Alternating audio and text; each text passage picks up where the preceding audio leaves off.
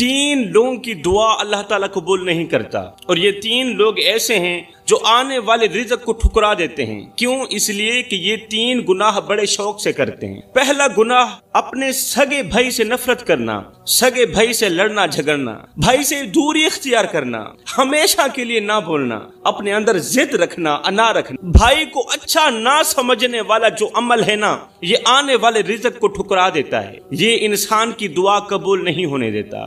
ایسے انسان کی دعا اس کے سر سے ایک بالشت بھی اوپر نہیں جاتی جو شخص اپنے سگے بھائی سے نفرت کرتا ہے۔ زندگی اتنی مختصر ہے، اتنی مختصر ہے کہ جی بھر کر محبت کرنے کا وقت نہیں ملتا، اللہ جانے لوگ نفرتوں کا وقت کہاں سے لے کر آتے ہیں۔ ایک بار کسی شخص نے اپنے سگے بھائی سے لڑائی کی، اس کا سر پھاڑا، پھر ہمیشہ کے لیے دور ہو گیا، نفرت کرنے لگا، کبھی نہ پوچھا بھائی تیرا کیا حال ہے۔ اپنی ضد اور انا کی غلامی کرتے ہوئے بھائی کو دشمن سمجھ بیٹھا اور بہت دور چلا گیا۔ وقت گزرتا گیا، خاموشی دلوں کی دیوار بن گئی۔ پھر ایک دن ماں نے اپنے متکبر بیٹے کو کہا، ماں نے اپنے بڑے بیٹے کو کہا، بیٹا آج 20 سال بعد تیرا بھائی تجھے یاد کر رہا ہے، آج 20 سال بعد تیرا چھوٹا بھائی تجھے یاد کر رہا ہے، جسے تو نے ٹھکرا دیا تھا، جس سے تو نفرت کرتا ہے، تجھے یاد کر رہا ہے۔ کہتا ہے میرے بھائی کو کہو ایک بار مجھے گلے تو لگا لو، ہو سکتا ہے یہ ملاقات ہماری آخری ملاقات ہو۔ اے متکبر اور ضدی بیٹے نے کہا، اماں وہ میرا بھائی نہیں، وہ میرا دشمن ہے، وہ کسی بھی حال میں میرا بھائی نہیں ہو سکتا، وہ میرا دشمن ہے اور میں کسی بھی حال میں اسے گلے نہیں لگا سکتا۔ رات گزر گئی، صبح کا سورج طلوع ہوتے ہی کسی نے خبر دی کہ تمہارا بھائی اس دنیا میں نہیں رہا، تمہارا چھوٹا بھائی تمہارے ظلم سہتا سہتا اس دنیا سے چلا گیا ہے، ہمیشہ کے لیے خاموش ہو گیا، اب وہ اس دنیا میں نہیں رہا۔ یہ خبر سنتے ہی متکبر بھائی گھر سے اٹھا، چھوٹے بھائی کے گھر گیا، کمرہ خالی تھا، بستر ٹھنڈا تھا، اور بستر کے اوپر ایک مردہ لاش پڑی تھی، اور اس لاش کے اوپر ایک خط پڑا تھا جس کے اوپر لکھا تھا، بھائی تجھے بہت یاد کرتا تھا، تجھے گلے لگانے کو بہت دل کرتا تھا، لیکن نہیں کر سکتا تھا کیونکہ میں غریب تھا اور تو امیر تھا۔ بھائی تجھے دیکھنے کو بہت دل کرتا تھا، تجھے دکھ سنانے کو بہت دل کرتا تھا، تجھے درد سنانے کو بہت دل کرتا تھا، تجھے گلے لگانے کو بہت دل کرتا تھا، لیکن نہیں کر سکتا تھا کیونکہ میں غریب تھا اور تو امیر تھا۔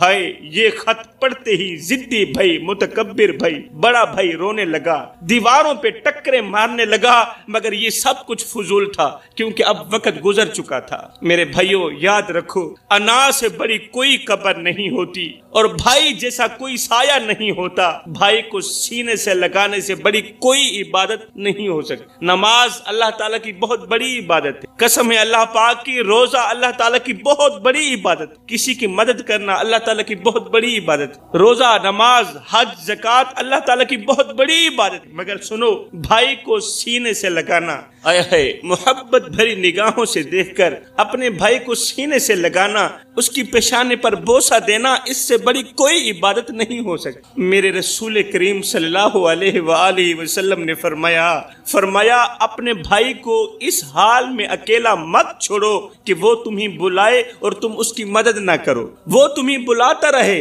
وہ مصیبت میں ہو اور تم اس سے منہ موڑ کر آگے چلے جاؤ۔ اگر ایسا کرو گے تو یاد رکھنا قیامت کے دن اللہ تمہارے ساتھ وہی سلوک کرے گا جو تم نے اپنے بھائی کے ساتھ کیا ہوگا۔ اگر تم نے اپنے بھائی کا دل دکھایا ہے، اگر تو نے اپنے بھائی کی زندگی تباہ کی ہے، تو یاد رکھ زندگی میں کانٹوں کے سوا کچھ نہیں ملے گا۔ پھر پوری زندگی سکون کا سوچنا بھی مت، تیرے پاس پیسہ ہوگا، مال ہوگا، دولت ہوگی، سب کچھ ہونے کے باوجود بھی تجھے نیند نہیں آئے گی، تیرا دل بے قرار رہے گا، تیرا دل بے چین رہے گا، اس لیے کہ تو نے اپنے سگے بھائی کا حق مارا، تو نے اپنے سگے بھائی کے ساتھ دشمنی کی۔ میرے محترم بھائیوں یاد رکھو، جس گھر میں بھائی آپس میں لڑتے ہوں، ایک دوسرے کے خلاف زہر اگلتے ہوں، وہاں رحمت کے فرشتے نہیں اترا کرتے، وہاں اللہ کی رحمت نہیں اترتی بلکہ شیطان کا بسیرا ہوتا ہے۔ وہاں محبت کے گلدستے نہیں کھلتے، وہاں نفرت کے کانٹے چبھتے ہیں۔ جہاں بھائی ایک دوسرے کی آنکھوں میں آنکھیں ڈال کر بات نہ کر سکیں،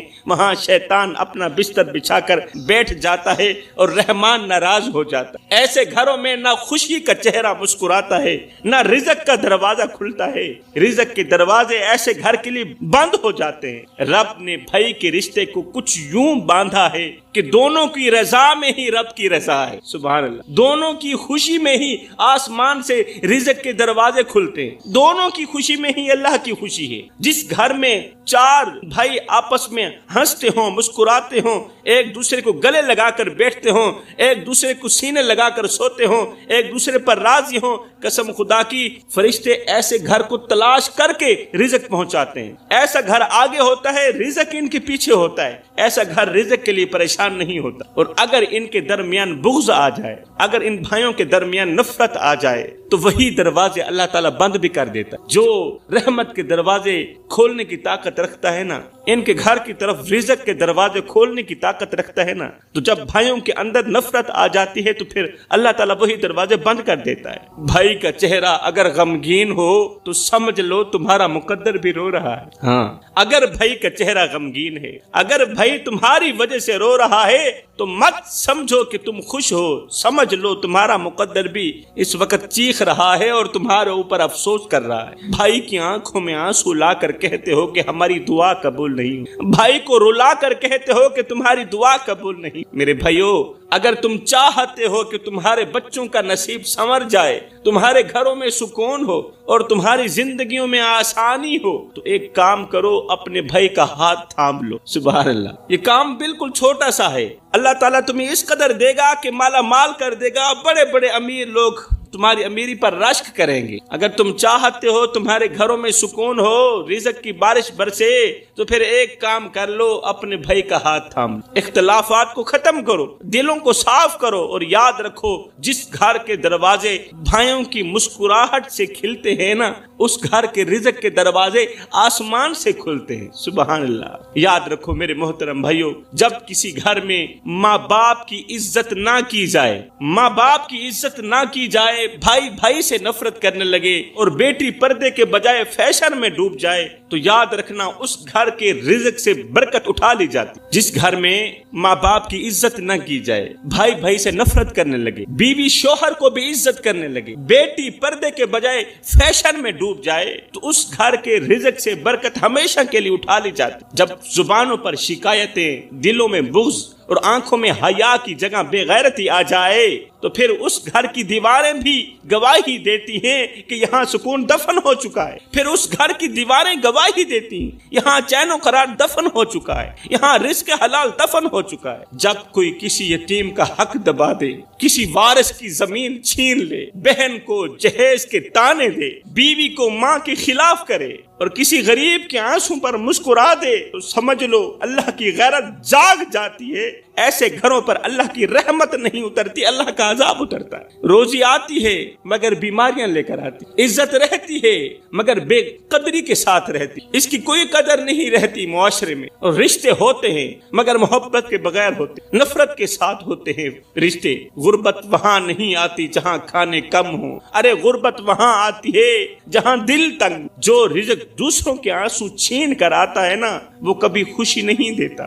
जो पैसा दूसरों के आंसू छीन कर आता है, वो कभी खुशी नहीं देता, सिर्फ परेशानियों की दलदल में धकेलता है और नस्लों की जड़ें काट कर रख देता है ऐसा रिज़्क़। इसलिए अगर चाहते हो कि घर में सुकून हो, रिज़्क़ में बरकत हो और चेहरे पर मुस्कुराहट बाकी रहे, तो गुनाहों से तौबा करो, अल्लाह अकबर, और दिलों को पाक करो, वरना वक्त ऐसी मार मारता है कि सिर्फ छत नहीं गिरती, नस्लें भी बिखर जाती हैं। मेरे भाइयों, एक दिन हजरत सैयदना मूसा अलैहिस्सलातु वस्सलाम ने अल्लाह तबारक व तआला से अर्ज की, या बारी ताला मुझे बताना कि दुनिया में सबसे गंदा इंसान कौन है और सबसे अच्छा इंसान कौन है। मेरे अल्लाह ने फरमाया, ए मूसा, दुनिया में सबसे गंदा इंसान वो है जिसके दिल में तकब्बुर हो, जो मेरे बंदों को हकीर समझे, जो दूसरों को खुद से कम तर समझे और खुद को दूसरों से आला तर समझे, जो अपनी इबादत पर घुमंड करे और जो किसी का दिल तोड़कर ये समझे कि उसने बहुत बड़ी नेकी की है,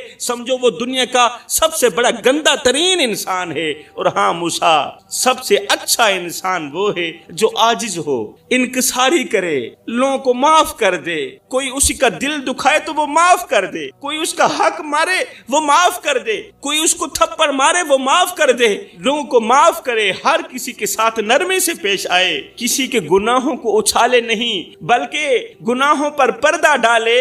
فرمایا یہ وہ انسان ہے جو دنیا کا سب سے بڑا اچھا انسان ہے. اے موسیٰ, سب سے گندا لباس وہ نہیں جو پھٹا ہو بلکہ وہ ہے جو غرور سے پہنا گیا ہو, اور سب سے خوبصورت چہرہ وہ نہیں جو حسین ہو بلکہ خوبصورت چہرہ وہ ہے جس پر عاجزی, جس کے اندر حیا ہو. اللہ اکبر. یہ سن کر حضرت موسیٰ علیہ السلام کی آنکھوں سے آنسو بہنے لگے. عرض کی یا باری تعالیٰ, مجھے ایسا بنا دے کہ میرا دل کبھی کسی پر فخر نہ کرے, میرے اندر فخر نہ ہو, میرے اندر عاجزی رہے, اور میری زبان کسی کا دل نہ دکھائے, کسی کے دل پر وار نہ کرے. اللہ تعالیٰ نے فرمایا موسیٰ, اگر تم چاہتے ہو کہ میں تم سے راضی رہوں تو میرے بندوں کے لیے وہی سوچو جو تم اپنے لیے سوچتے ہو, جو تم اپنی اولاد کے لیے اچھا سوچتے ہو نا, تو پھر میرے بندوں کے لیے بھی وہی سوچو. اللہ فرماتا ہے میں نہ تو کسی محل میں رہتا ہوں, نہ کسی بلند و بالا آسمان میں رہتا ہوں, میں اس دل میں رہتا ہوں جو میرے بندوں سے محبت کرتا ہے, جو نرم ہوتا ہے اور جو معاف کرنا جانتا ہے. ایک دن حضرت موسیٰ علیہ السلام نے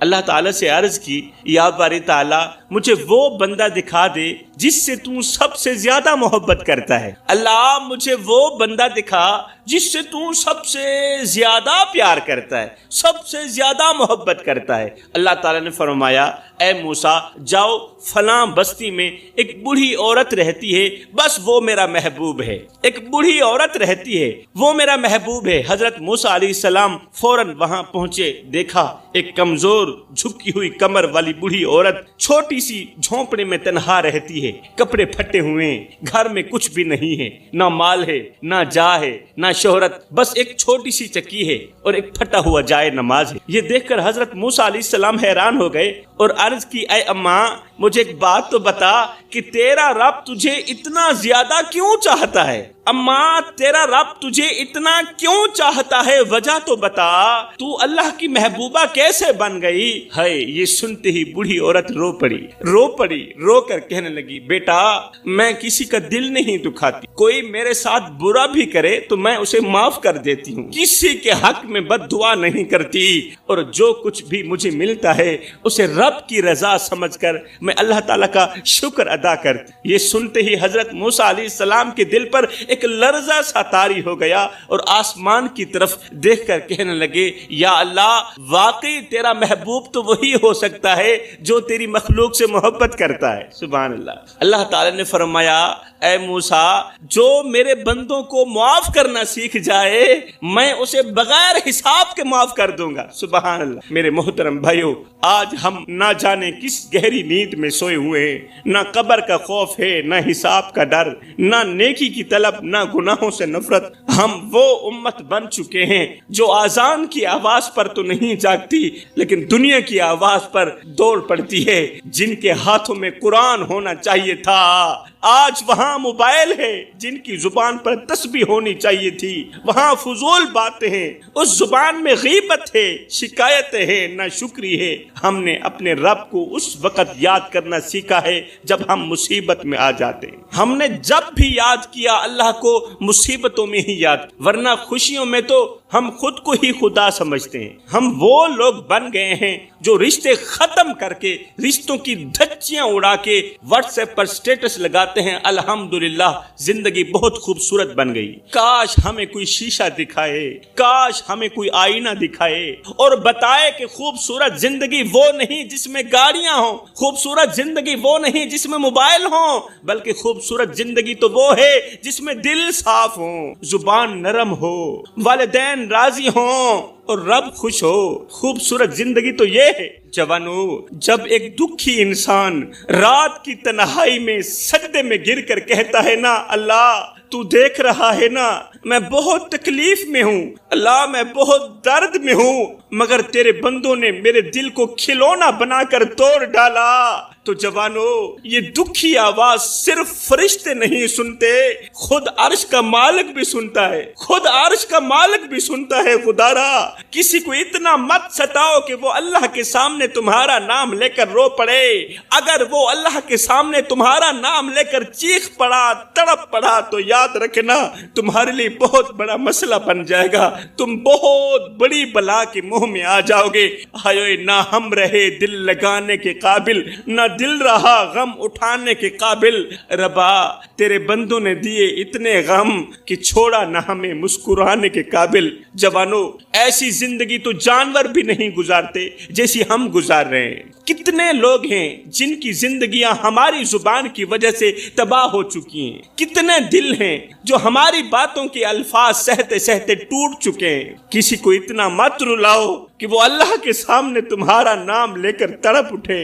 اگر اس نے ایسا کر لیا تو یاد رکھنا تم دنیا والوں کے سامنے ذلیل ہوتے نظر آؤ گے، تباہ و برباد ہوتے نظر آؤ گے۔ ہم تو وہ نادان بن چکے ہیں کہ ہم صدقہ دیتے وقت، خیرات دیتے وقت تصویر تو بنا لیتے ہیں، مگر یہ نہیں سوچتے کہ جس ہاتھ میں ہم روٹی تھما رہے ہیں اس ہاتھ نے شاید کتنی بار عزت بچانے کے لیے فاقہ کیا، اس ہاتھ نے شاید کتنی بار اپنی عزت بچانے کے لیے وہ ہاتھ بھوکا رہا ہو، کتنی بار اس نے پیاس سہی ہو، کتنی بار وہ پیاسا رہا ہو، کتنے دن وہ بھوکا رہا ہو۔ ارے ایسی زندگی جس میں ضمیر نہ ہو، احساس نہ ہو، انسانیت نہ ہو، وہ زندگی دھرتی کے اوپر صرف بوجھ ہے، وہ زندگی نہیں بلکہ وہ قیامت کے دن کی شرمندگی ہے۔ کبھی رک کر اپنے آپ سے پوچھو کیا تم واقعی زندہ ہو؟ ارے زندہ بھی ہو کہ زندہ ہو کر بھی مردہ بن چکے ہو؟ ہم وہ لوگ بن چکے ہیں جو کسی کے پاؤں میں جوتی ڈال کر پہلے کیمرہ آن کرتے اور پھر تصویر کے نیچے لکھتے ہیں الحمدللہ خدمت کا موقع ملا۔ ہم تو وہ نادان لوگ ہیں، مگر ہمیں یہ احساس نہیں ہوتا کہ جس کے پاؤں میں ہم نے جوتی ڈالی اس کی عزت نفس تو ہم نے اپنے کیمرے میں دفن کر دی، اس کی عزت کو تو ہم نے اپنے موبائل کے اندر مجروح کر دیا، کیونکہ ہمیں تو شہرت چاہیے، کسی کی غیرت روند کر ہمیں تو ویوز چاہیے۔ خدارا میرے بھائیو کسی غریب کو جوتی پہناؤ مگر اس کی تصویر مت بناؤ، اسے کھانا کھلاؤ مگر کیمرے میں اس کا چہرہ مت دکھاؤ، کچھ بھی کرو دنیا کو نہ بتاؤ۔ رب کافی ہے تمہاری گواہی کے لیے، رب کافی ہے تمہیں عطا کرنے کے، کسی کو نہ بتاؤ، رب ہی کافی ہے تمہاری تعریف کرنے کے لیے۔ ایسی زندگی تو کتے بھی گزارنا پسند نہیں کرتے جہاں نہ دل میں احساس ہو، نہ زبان میں نرمی ہو، نہ آنکھوں میں شرم ہو، نہ عمل میں انسانیت ہو، جہاں رشتے صرف مفاد کے لیے ہوں، عبادت صرف دکھاوے کے لیے ہو، نیکی صرف تصویروں کے لیے، موبائلوں کے لیے ہو۔ یہ زندگی نہیں، یہ بہت بڑی شرمندگی ہے میرے محترم بھائیو۔ یہ زندگی کہاں ہے؟ ایسی زندگی گزارنا تو کتے بھی پسند نہیں کرتے۔ یہ زندگی نہیں، یہ شرمندگی ہے۔ اور یہ زندگی کے لمحے تمہارے اور میرے لیے غنیمت۔ انہی لمحوں میں کچھ کر لو، انہی لمحوں میں کچھ اکٹھا کر لو، انہی لمحوں میں خدا کی یاد اور محبت کے دیے اپنے دل میں جلا لو۔ معلوم نہیں پھر فرصت ملے نہ ملے، معلوم نہیں پھر یہ زندگی کے لمحے ملے نہ ملے۔